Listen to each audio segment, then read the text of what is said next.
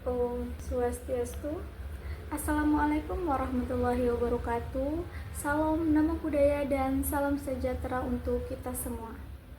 Perkenalkan, nama saya Sumira dengan NIM 2309511029 dari kelas C. Di sini, saya akan menjelaskan mengenai penyakit antraks pada hewan ternak.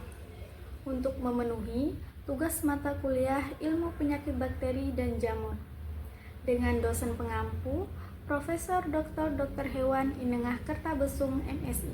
Baik, yang pertama adalah latar masalah, di mana penyebaran penyakit antraks ini tersebar luas di dunia termasuk Indonesia. Provinsi Bali pernah terserang penyakit antraks pada tahun 1885 di Kabupaten Buleleng. Sejak tahun 1885, Bali belum pernah dilaporkan adanya kasus antraks sehingga daerah Bali daerah bebas antraks. Provinsi Nusa Tenggara Barat dan Nusa Tenggara Timur merupakan daerah yang tertular antraks.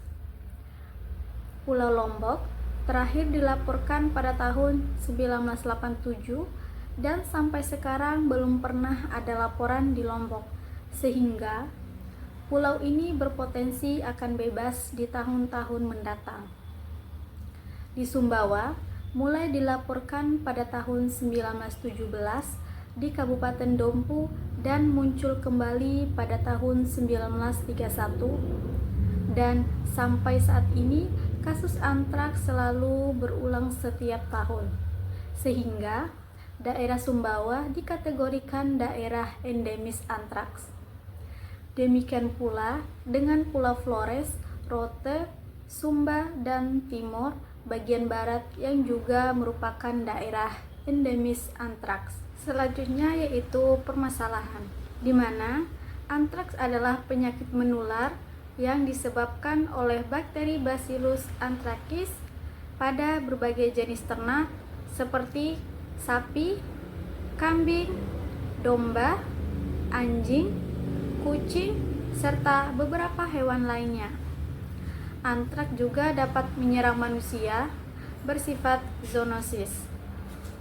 Kasus penyakit antraks pada hewan di masyarakat Indonesia dapat memiliki dampak ekonomi dan kesehatan masyarakat yang signifikan.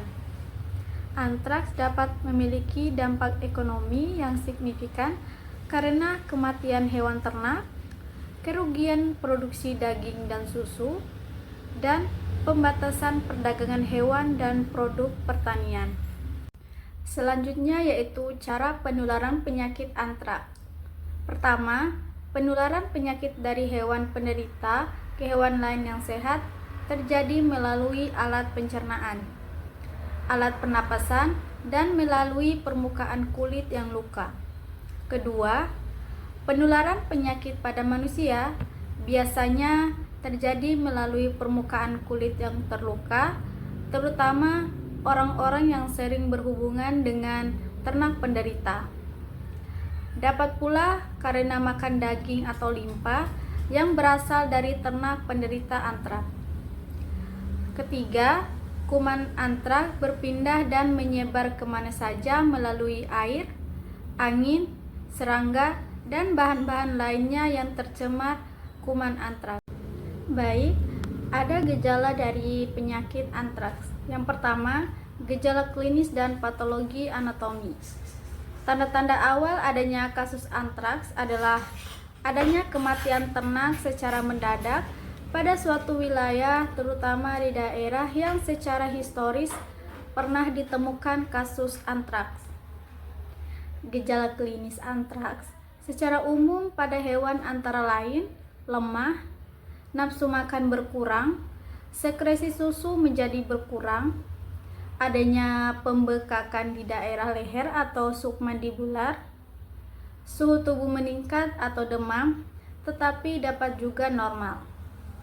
Selanjutnya, gejala klinis pada hewan. Yang pertama, pada sapi dan kerbau. Pada sapi dan kerbau, kejadian penyakit berlangsung secara perakut dengan kematian hewan secara mendadak. Kedua, ada kuda.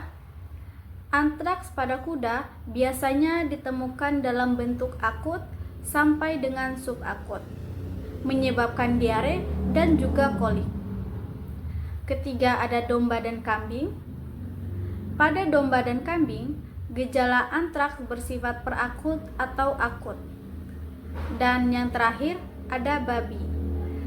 Antraks pada babi lebih bersifat subakut bahkan kronis. Selanjutnya yaitu patologi antraks pada hewan. Hewan yang mati karena antraks biasanya menciri dengan adanya pendarahan pada lubang-lubang kumlah. Hewan yang mati karena antraks dilarang untuk diotopsi, kecuali dilakukan oleh petugas khusus untuk kepentingan tertentu. Perubahan yang paling menonjol adalah pembesaran limpa 2-3 kali dari ukuran normal, lembek, dan bila diiris keluar darah cair berwarna gelap seperti ter. Selaput lendir rektum kebiruan dan menyembul disertai pendarahan. Pendarahan pada organ-organ dalam tubuh seperti hati, ginjal, dan saluran pencernaan tetapi tidak menciri. Yang kedua, ada gejala klinis pada manusia.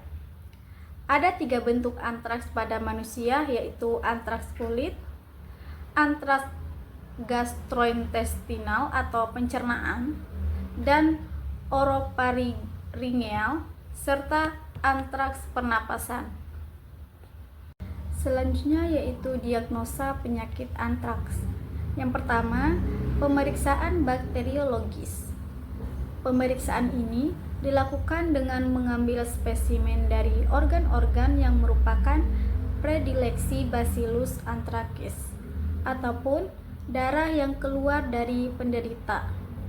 Dari spesimen tersebut terlebih dahulu dikultur pada agar darah atau blood agar, diinkubasi pada temperatur 370 Celcius selama 18-24 jam, selanjutnya lihat koloni. Pemeriksaan Bacillus anthracis dilakukan dengan uji Ascoli sebagai berikut. Yang pertama, tes antigen atau uji Ascoli. Pengujian Ascoli dilakukan untuk mendeteksi adanya antigen residu bakteri antraks dalam jaringan yang tidak ditemukan secara pemeriksaan ulas darah dan kultur jaringan. Yang kedua, yaitu tes molekuler. Tes molekuler pada kasus antraks dapat dilakukan dengan uji polimerase chain reaction atau PCR dengan mendeteksi toksin bakteri dan gen kapsuinya. Adapun upaya pemecahan masalahnya, pertama itu pencegahan. Vaksinasi rutin, yaitu gunakan vaksin antraks yang efektif dan aman. Pemeliharaan hewan yang baik, di mana pastikan kandang bersih, kering, dan ventilasi baik. Pengawasan kesehatan hewan dengan pantau gejala penyakit secara teratur. Penggunaan pakan yang aman dan hindari pakan yang terkontaminasi. Pengendalian vektor, yaitu kontrol lalat dan kutu.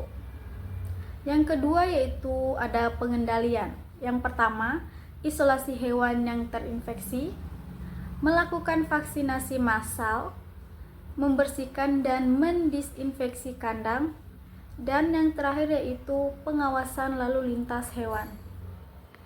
Selanjutnya yaitu pengobatan. Yang pertama itu antibiotik. Menggunakan antibiotik seperti ciprofloxacin, doxycycline, atau penisilin. Antibiotik ini digunakan untuk menghentikan pertumbuhan dan penyebaran bakteri dalam tubuh. Yang kedua itu terapi. Kombinasi antibiotik dapat digunakan untuk meningkatkan efektivitas pengobatan antraks. Ketiga yaitu penanganan luka. Membersihkan luka dengan larutan antiseptik dan mengikuti perawatan yang direkomendasikan oleh tenaga medis. Dan yang keempat yaitu vaksinasi. Vaksin antraks tersedia untuk pencegahan infeksi, terutama bagi mereka yang berisiko tinggi terpapar bakteri ini, seperti pekerja laboratorium atau personel militer. Baik, adapun kesimpulannya, antraks adalah penyakit menular yang disebabkan oleh bakteri Bacillus anthracis yang berbentuk batang, gram positif, berkapsul, dan berspora. Penyakit ini menyerang berbagai jenis ternak seperti sapi, kambing, dan domba. Gejala klinis pada hewan meliputi kelemahan, penurunan nafsu makan, produksi susu berkurang, demam, pembekakan di area leher atau submandibular, serta pendarahan dari lubang alami tubuh setelah kematian.